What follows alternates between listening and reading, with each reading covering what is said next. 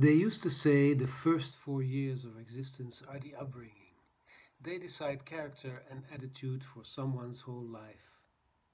Nowadays, it's the first 4 months are decisive, and it's so important the mother applauds everything the child does. We go on like this, pretty soon the first 4 minutes are key, according to standard child psychology. Whoever raises the child has to be a fast worker.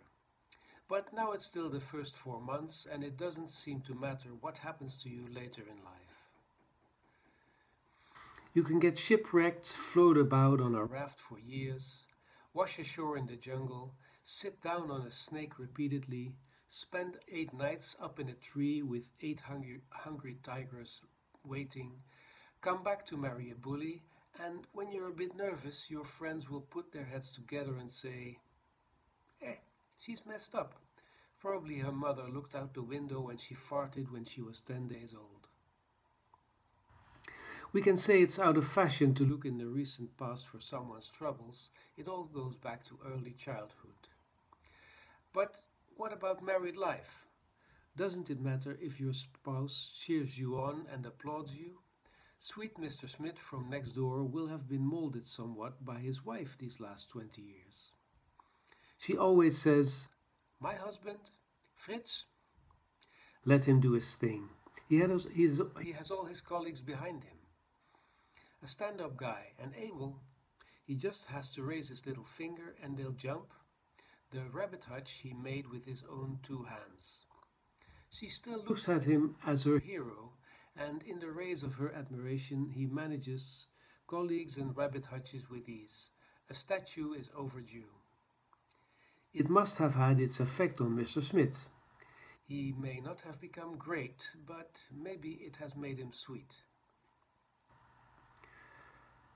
Compare this to Tia, our friend Tia, about her husband. She comes home to have a chat between friends, puts her head close to mine and says, "Eyes dark with sorrow." And he always takes the biggest piece of cake Sundays.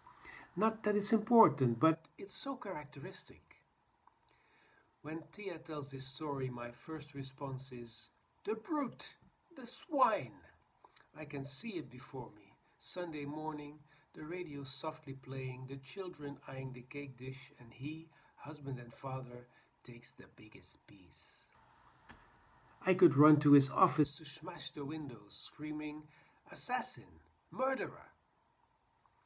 It's only later, when Tia is gone, I think, to be married to a wife like her, carefully watching which piece of cake you take for 20, 30 years. And who lets her children know, silently but clearly, "Look, my darlings, Daddy takes the biggest piece once again."